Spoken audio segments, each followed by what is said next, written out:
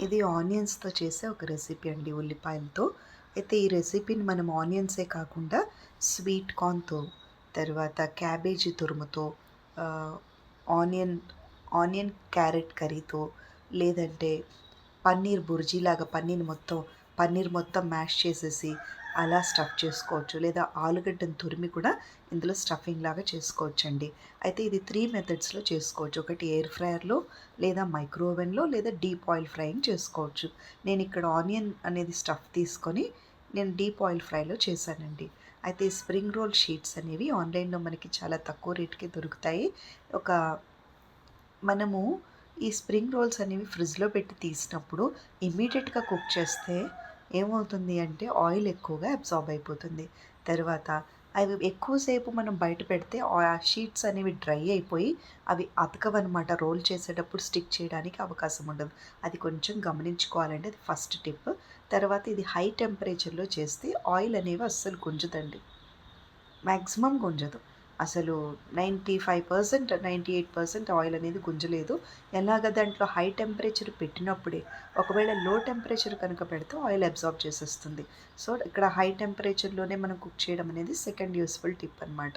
తర్వాత ఈ spring roll అనేది మనం స్టఫింగ్‌కి ఇక్కడ రా ఆనియన్ అంటే పచ్చి ఉల్లిపాయని నేను బ్లెండర్‌లో వేసి కట్ చేశానండి. ఎందుకంటే ఇక్కడ 3 ఉపయోగాలు, మనకు 3 ఉపయోగాలు.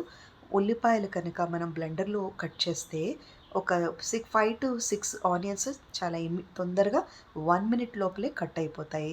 తర్వాత కళ్ళు మండవు. రెండోది ఏంటంటే ఈ ఆనియన్ ఎంత కట్ చేసినా మనం వేపినప్పుడు కొంచెం అవుతుంది కదా! అప్పుడు డబుల్ టైమ్ చేయాల్సొస్తుంది. అందుకు బ్లెండర్ అనేది చాలా యూస్‌ఫుల్.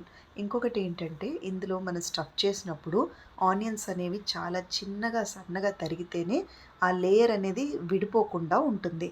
సో, బరువుగా ఉండి పెద్ద పెద్ద ముక్కలైతే అది విడిపోతుంది. కుకింగ్‌కి మనకి కంఫర్టబుల్ కాదు. సో, చిన్నగా తరిగిన ఉల్లిపాయలు, ఉప్పు, కారం వేశాను. అయితే 2 ఆప్షన్స్ అండి. ఈ ఉల్లిపాయని మనం కర్రీలాగా చేసుకొని కూడా స్టఫ్ చేసుకోవచ్చు.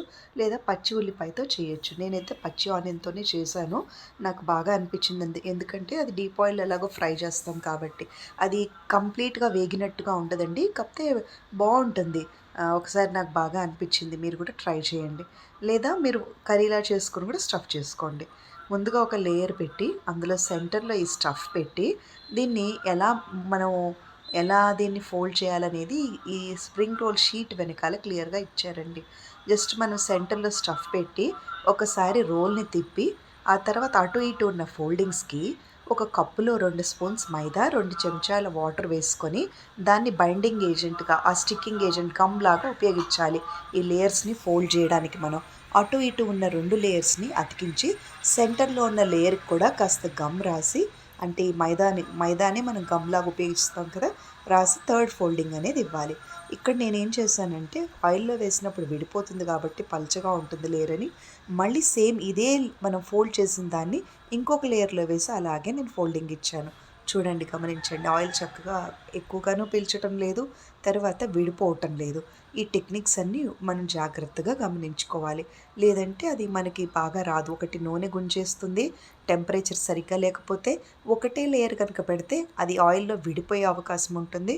మూడోది మూడో టిప్ ఏంటంటే డబల్ లేయర్ కంపల్సరీగా ఉపయోగించాలి. ఈ సింపుల్ టిప్స్ అన్నీ మీరు జాగ్రత్తగా ఫాలో అవుతే సేమ్ ఆనియన్ సమోసా అండి, ఇంట్లో హోమ్‌మేడ్, ఎంత బావుందంటే అంత బావుంది. ఈవినింగ్ స్నాక్స్ లాగా పిల్లలకి ఇది బావుంటుంది.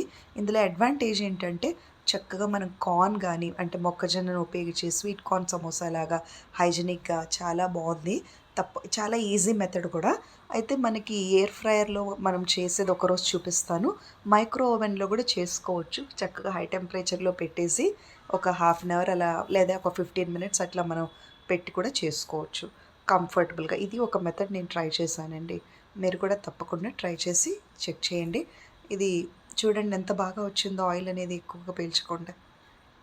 Please subscribe my channel and watch YouTube videos for lengthy description కోసం. వీడియోలోనే మనం చెప్పగలుగుతాము. తప్పకుండా యూట్యూబ్లో ఉన్న వీడియోస్ని వాచ్ చేయండి.